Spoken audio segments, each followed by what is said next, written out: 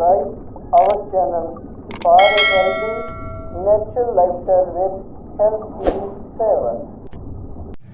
अस्सलामुअलैकुम। आज हम बात करेंगे वेरिकोस वेन्स। आम ज़बान में इसको कहते हैं नाड़ों का या रगों का फूलना। ये वो रगें होती हैं जो हमारे जिस्म में टांगों की तरफ ज़्यादा इनका प्रॉब्लम होता है। बाज़ लोगों के ये शोल्डर में भी प्रॉब्लम आते हैं या इन हिस्सों में, लेकिन ज़्यादातर ये प्रॉब्लम जो होता है ये लेग्स पर होता है। इसके साथ वेनें फूल जाती हैं और वेनों का एक जाल बन जाता है। वेनें बंद होना शुरू हो जाती हैं या वेनों के अंदर खून के क्लॉट बनते हैं। लेकिन हम ऐसी बीमारियों को इग्नोर करते हैं।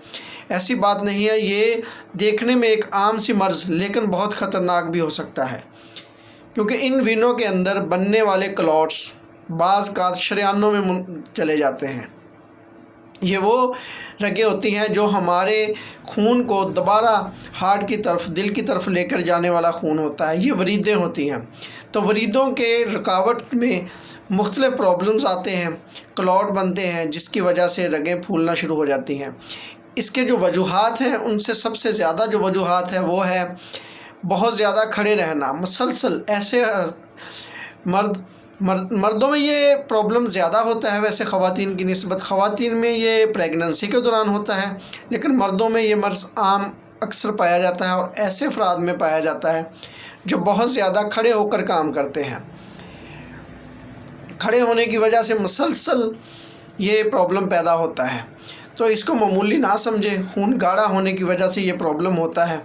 तो ये जो क्लॉट होते हैं बाज़ का दिल की तरफ आते हैं और दिल के वाल के अंदर रुकावट पैदा करते हैं।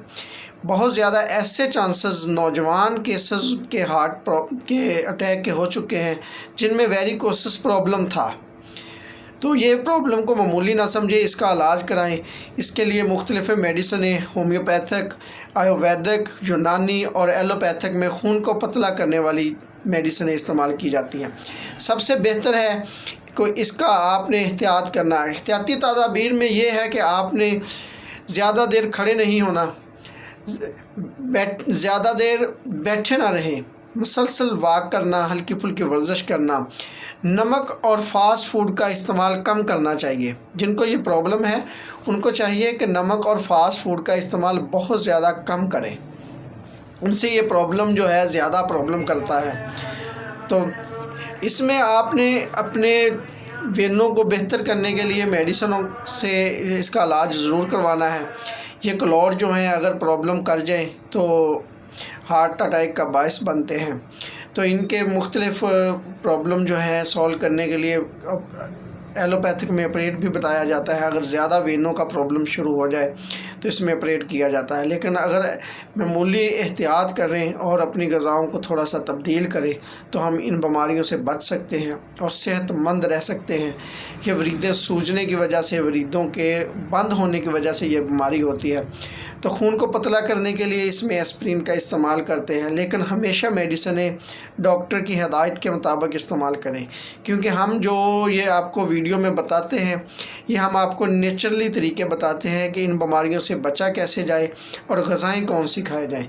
अगर बाकायदा ट्रीटमेंट का प्रॉब्लम हो तो वीडियो से ट्रीटमेंट लेने की बजाय आपको चाहिए कि किसी डॉक्टर से रब्ता करें, अपने करीबी डॉक्टर से जो समझदार हो, और हमेशा मुस्तनद डॉक्टरों से रब्ता किया करें।